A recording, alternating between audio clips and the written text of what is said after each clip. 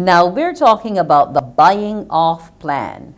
What am I buying off? What does that mean? Yes, now it is literally what it sounds like.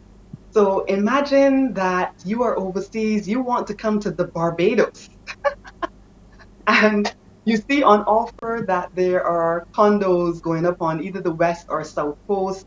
You've not been to the island. You don't even see that there's a picture of a physical building, but you are determined to, own a piece of this beautiful rock.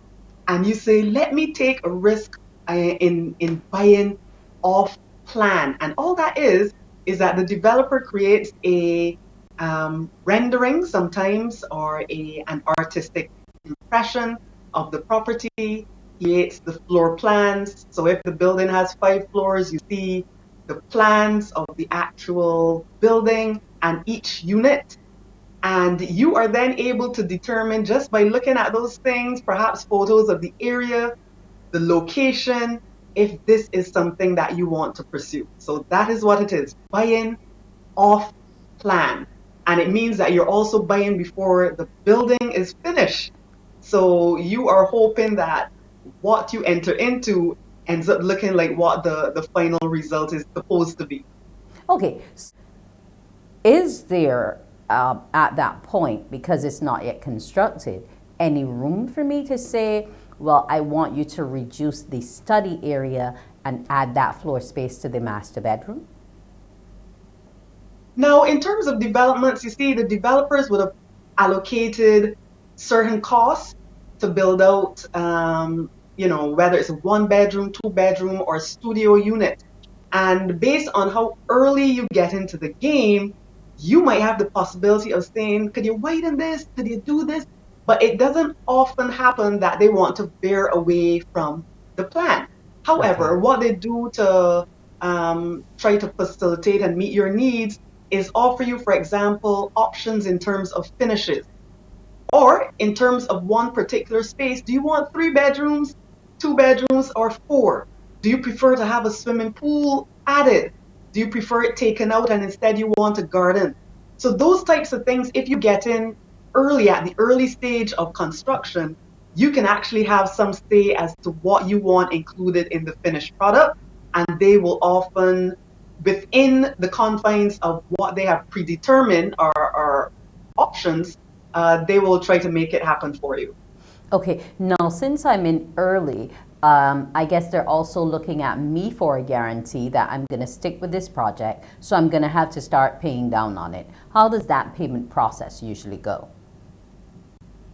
Now, the beauty of purchasing off plan, number one, you often get it at a much lower price than when the building is completed. So that's the advantage. That's why so many people do that. But just like any purchase, you need to have the money. Okay. So you either have to secure financing, for which the banks will want a valuation of the property, the unit, and so forth, or you decide that you're paying cash.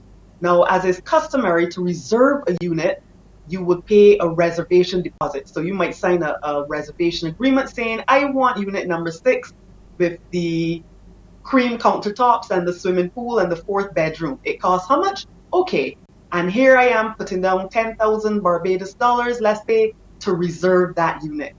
Now, once we have determined that that unit is for you, then there will be a series of staged payments throughout the life of the building. It gives you some comfort in knowing I am not putting out all my money up front, sorry. And if a bank is involved, a bank may want to send a representative to peek and make sure what the developer promised they were going to deliver is ready at certain stages before they release their funds. And then on completion, the final payment is then made.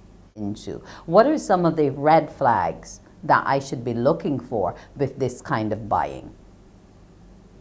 Ah, yes. Well, you better do your due diligence. Like, even if you are going in town, Wendy, and you are deciding on, different suits, you're going to go from store to store, check out the fabric, check out the price, etc. So it is necessary, number one, to do your due diligence.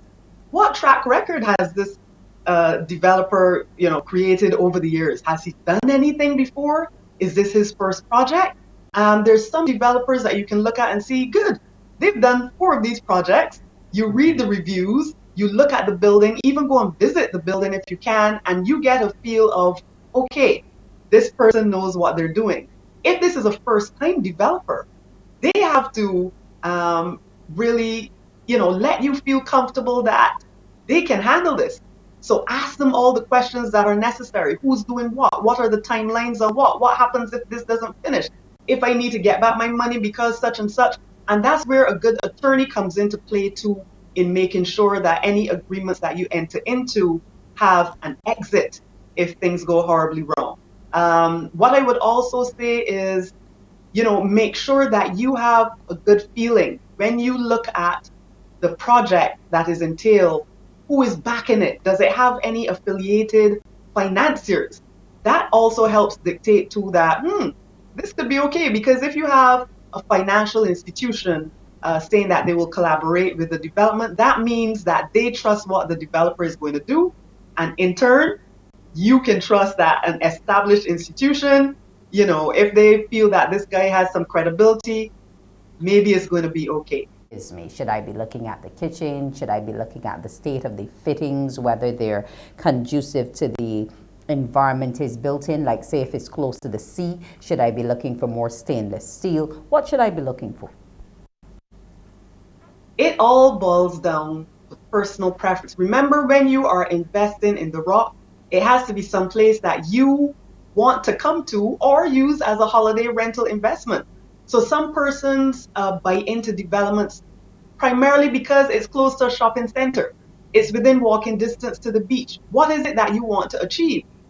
Those persons might tend to go for studios and 1 bedroom units that they know can rent out easily and fast, so that even when the typical winter season is over, the likelihood of being able to fill it is high. There are others now who plan to come down with their families for 6 weeks at Christmas time, and 3 months later on during the year. Sometimes they're looking for more of a residential feel. So it has to feel like home. And you find that those buyers would tend to go for condos, for example, that have 3 bedrooms, because they're traveling with their family. It has to have space. You can't feel cooped up.